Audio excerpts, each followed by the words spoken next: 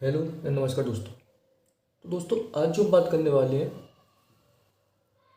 गुप्त साम्राज्य के बारे में बात करने वाले हैं। गुप्त साम्राज्य की स्थापना किसने करी थी, वो कैसे हुई थी और इसका विस्तार कहाँ तक था, इसमें कितने शासक हुए, कौन कौन से महत्वपूर्ण शासक हुए, उनके बारे में सिर्फ यहाँ पर बात करने वाले हैं। जो भी पेपर में यहाँ पर शासकों के बारे में पूछ लेता है गुप्त साम्राज्य से, सिर्फ उसके बारे में जानेंगे, उससे ज़्यादा नहीं, क्योंकि उसमें से कुछ आता नहीं है और जो आता है सिर्फ उसी के बारे में जानेंगे। ठीक है, सबसे पहले गुप्त साम्राज्य के बारे में कुछ बातें जानते हैं।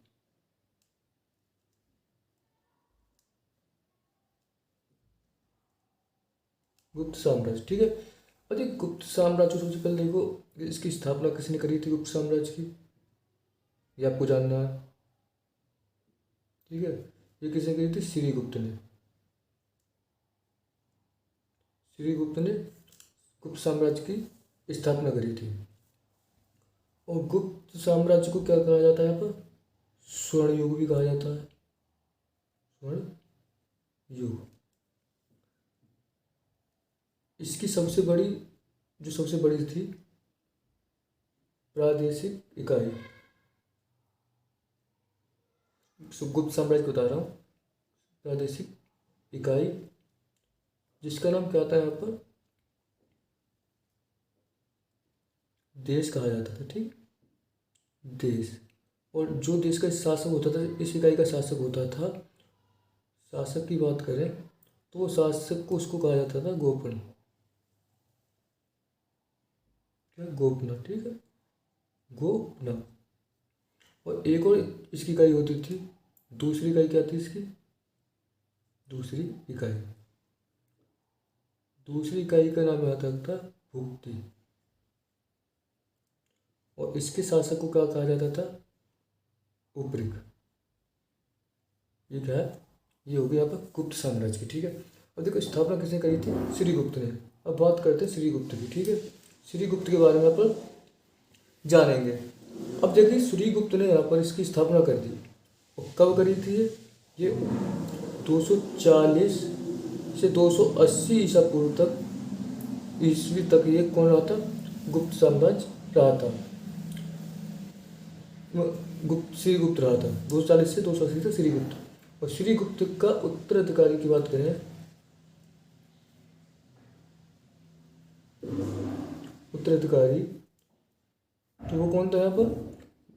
घटोत्कच। ठीक है, घटोत्कच, घटोत्कच। और यह 280 से लेकर तो 320 तक रहा था। ठीक है, अब इसकी तो प्रथम महान सम्राटों के बारे में बात करें, जो महान सम्राट थे उनके बारे में बात करेंगे सिर्फ। इसका प्रथम महान सम्राट जो था, आपने नाम ही सुना होगा और पता होगा तो आप उसको बता सकते हैं। प्रथम महान सम्राट यहाँ पर आता है चंद्रगुप्त प्रथम। ठीक है, एक था उसमें मौर्य वंश में चंद्रगुप्त मौर्य था, ये चंद्रगुप्त प्रथम है। ठीक है, चंद्रगुप्त प्रथम। चंद्रगुप्त प्रथम राजगद्दी पर ये 320 ईसा पूर्व में बैठा था, घटोत्कच के बाद ईस्वी में बैठा था। ठीक है, और इसने चंद्रगुप्त ने लिच्छवी राजकुमारी थी, राजकुमारी, जिसका नाम था कुमार देवी। कुमार देवी, कुमार देवी से क्या किया? आपको विवाह किया। ठीक है, किसने? चंद्रगुप्त प्रथम ने। और इसने एक उपाधि धारण करी, उपाधि, उपाधि यहाँ पे इसने धारण करी थी महाराजदार। ठीक है, महाअधिराज की इसने क्या कर लिया पर? उपाधि धारण कर ली। और चंद्रगुप्त ने यहाँ पर चलाया था गुप्त संवत। गुप्त संवत किसने चलाया था? चंद्रगुप्त प्रथम ने।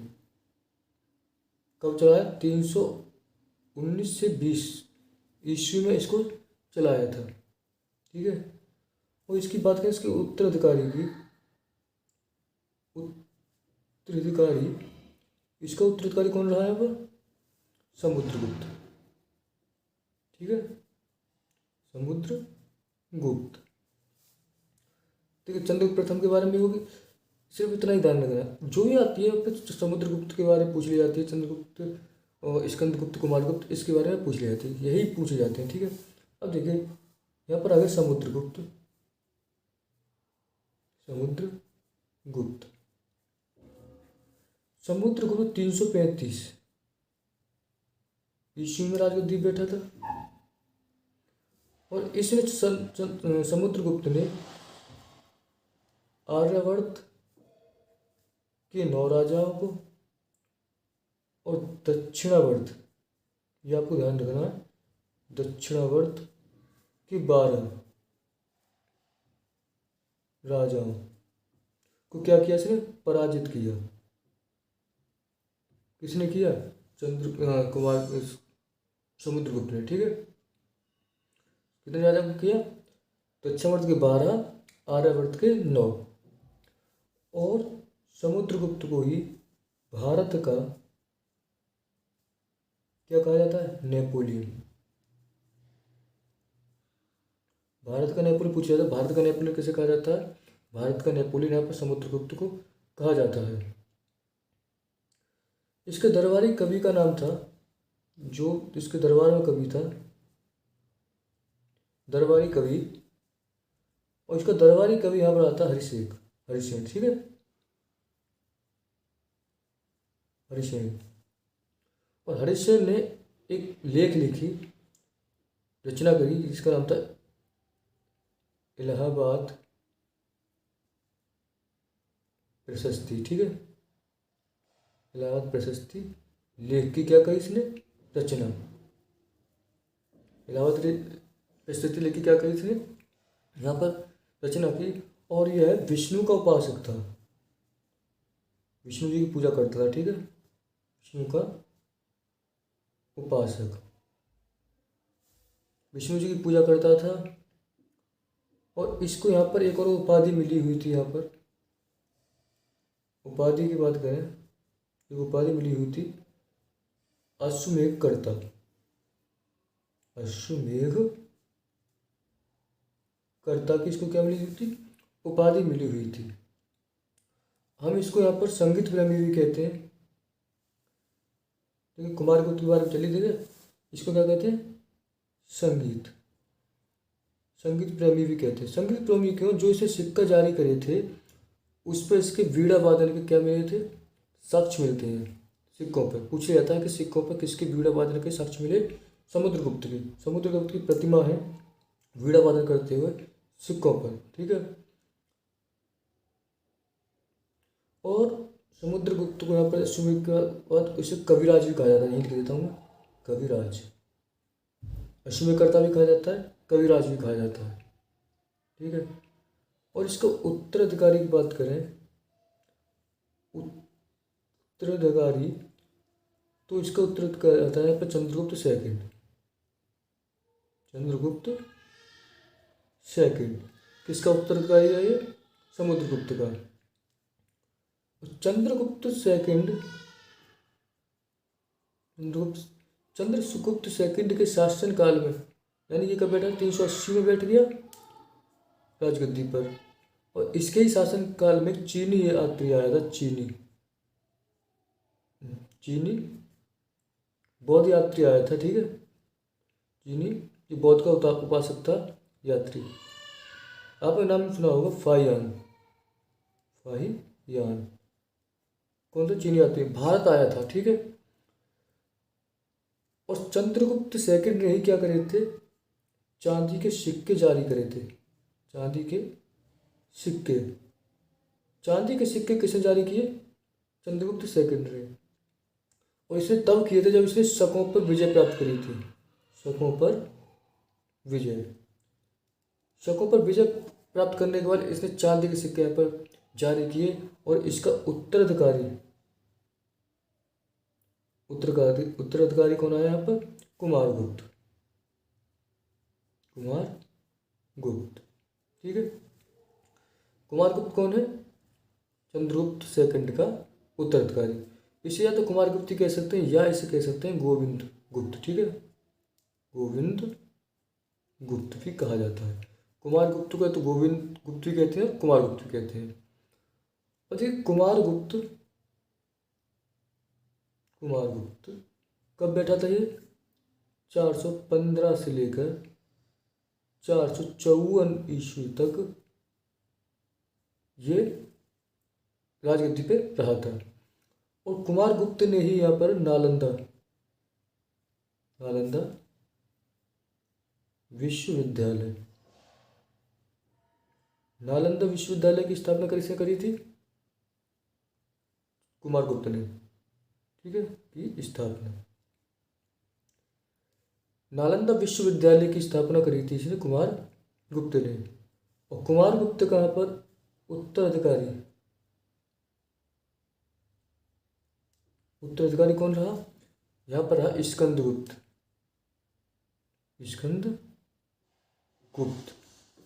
और स्कंदगुप्त यहाँ पर रहा था, स्कंदगुप्त।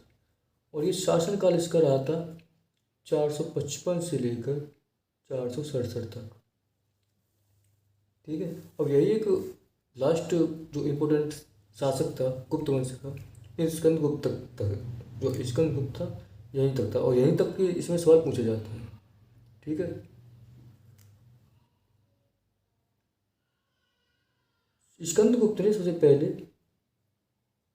पर्णदत्त को, ठीक है, कहाँ बनाया?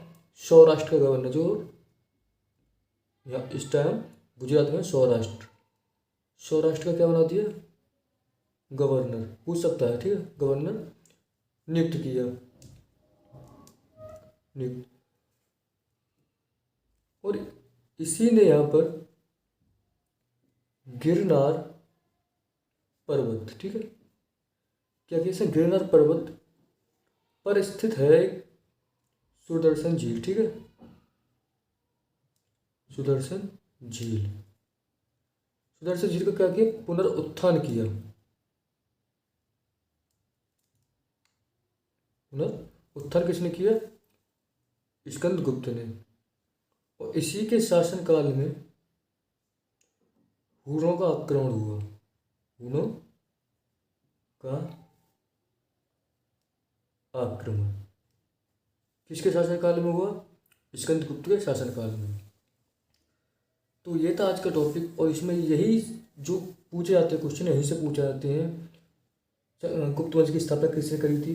एक बार रिविजन करते हैं। गुप्त वंश की स्थापना करी थी श्रीगुप्त ने। गुप्त वंश को स्वर्ण युग भी कहा जाता है, ठीक है।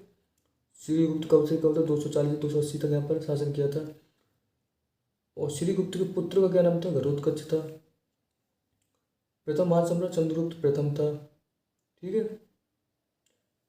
उपाधि पूछा था, महाधिराज की उपाधि किसने धारण कर दी थी?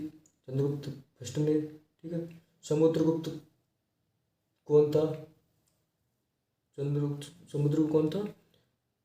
चंद्रगुप्त प्रथम का क्या था? पुत्र था। भारत का नेपोलियन किसे कहा जाता है? समुद्रगुप्त को कहा जाता है, ठीक है। अश्वमेधकर्ता भी से पूछ गए थे समुद्रगुप्त को। कविराज की उपाधि धारण कर रखी थी। और संगीत जो इम्पोर्टेंट पूछा जाता है, ये पूछा जाता है संगीत का प्रेमी। सिक्कों पर जो समुद्रगुप्त के जो साक्ष्य हैं, यानी वीणा वादन करते हैं, उसकी तस्वीर है, उसको ये पूछ लेता है कभी कभी, ठीक है। एक आता है कि फहियान जो चाइनीज यात्री था किसके शासनकाल में आया था? वो चंद्रगुप्त सेकंड के शासनकाल में आया था। चांदी के सिक्कों पर चालू किए जब शकों में विजय प्राप्त करी थी चंद्रगुप्त सेकंड ने। कुमार गुप्त के बारे में ज़्यादा नहीं पूछता, सिर्फ ये पूछता नालंदा विश्वविद्यालय की स्थापना किसने करी थी? वो करी थी कुमार गुप्त ने, ठीक है। तो आशा करता हूँ आपको वीडियो पसंद आया होगा। पसंद आया तो लाइक कीजिए, सब्सक्राइब कीजिए। तो बने रहिए। नमस्कार।